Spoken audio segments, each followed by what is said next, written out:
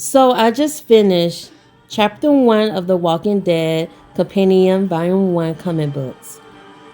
There are 193 issues of this series, and they have separated them into 4 huge books. I want to say a lot is different from the television series because a lot happened that people forget or don't realize actually started way earlier in the comics than the show. Yes, the first chapter, and the series, Season 1, Episode 1, share the same title, Days Gone By.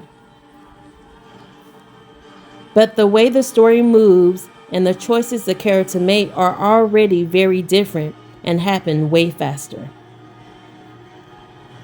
First off is the pacing. In the comics, Rick wakes up in the hospital and realizes the world has ended almost immediately. There's no long cinematic build-up like it is in the show. Nurse, help!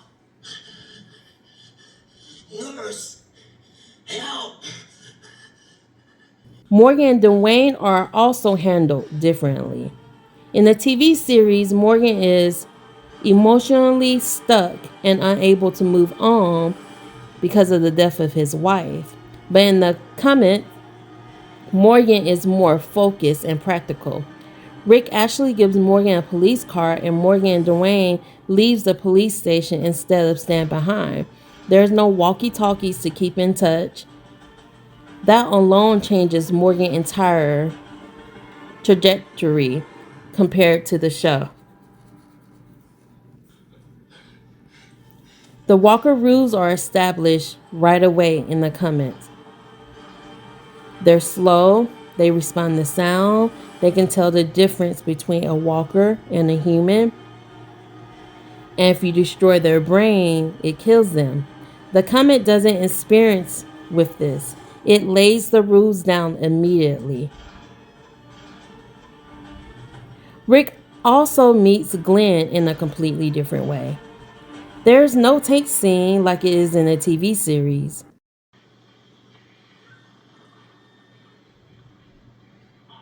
Hey, you. Dumbass. Yeah, you in a tank. You cozy in there? Glenn pulls Rick into an alley and tells him, "Hey, follow me if you want to survive."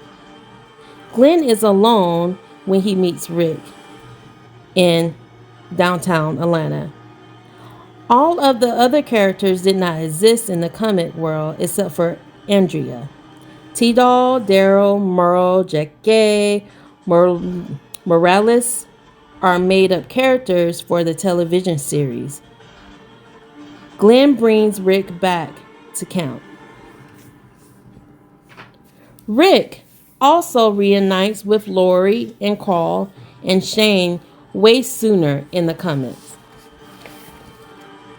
The story doesn't spend a lot of time dragging out Rick's journey. It quickly shifts into group's dynamic, tension, and survival decisions, which makes everything feel more intense earlier on. Rick meets new characters in the comics as well. He meets Alan and his wife Donna. They have twin boys named Billy and Ben.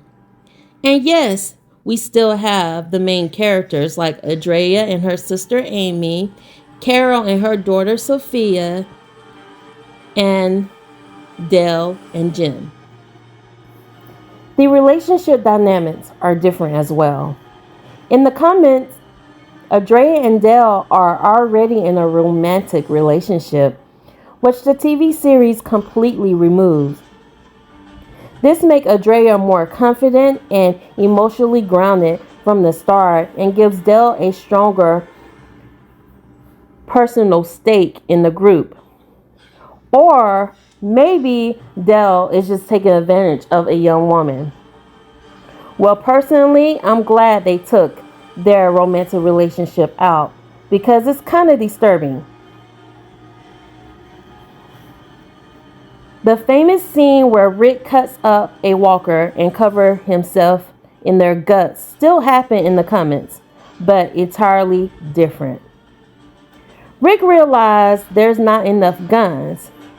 He has a conversation with Shane first and asks Shane, hey, I don't think it's safe here. I think we should move camp to a safer place. And Shane disagrees. And then Rick was like, well, if we're going to stay, everybody needs a gun. And Shane is like, whatever, man, do whatever. So Rick and Glenn leaves camp to go on a run for guns. Jim tells Glenn how to get to the gun store that's in the heart of the city. Glenn is worried because he's never been this far into the city. Rick comes up with this idea of cutting up walkers and covering themselves up with their guts to disguise themselves as walkers. Only because there's so many of them, it's the only way to get through safely, in theory. Of course, they survived and made it back to camp safely, even with all the rain. Good thing they did because of what happened next. As for Amy and Jim, this is one of the few moments where the comic and the show actually stay aligned. Amy and Jim died the same way in both versions. Their death served as an early reminder that no one is safe, no matter how close you are to the group. One thing is different with Amy's death. Andrea immediately shoots Amy once she dies in the comments. Now let's talk about Shane, because this is where the comic really doesn't hold back. In chapter 1 of the comics, Shane is already shown as a hothead. There's no slow unraveling like in the show. His jealousy, anger, and resentment towards Rick are obvious right away. Oh, man, I know exactly where I am. You don't know shit anymore. You can do it. It's my call, man. But you can keep them safe. Dale even pulls Rick aside and tells him about the affair between Lori and Shane. Dale tells Rick to watch his back because Shane is pissed that he's back. That information comes out much earlier in the comments, and it immediately changes how Rick sees the situation. And things escalate fast. In the comments, Shane actually sets out to kill Rick early on. In an argument of keeping the camp safe, Rick blames Shane for Amy and Jim's death. They would have still been alive if they got guns sooner like Rick wanted to. Shane blames Rick for ruining everything for him. There's no long build-up across season. He lures Rick into the woods with the intention of murdering him for taking his wife and family back. Yes, Shane is definitely crazy, missing some screws, if you know what I mean. And this is the kicker. Carl kills Shane to stop him from killing his father. That moment happens right away. Not seasons later like the TV show. Carl shooting Shane instantly changed Carl's character and signals that even children aren't protected from this reality of this world. Overall, chapter 1 of the comics is faster, darker, and more direct than the TV series. Shane's downfalls happen earlier. Carl is forced to grow up immediately. Secrets come out faster. And survival choices are made without hesitation. The comics doesn't ease you into the apocalypse. It throws you into it. Not considering the consequence.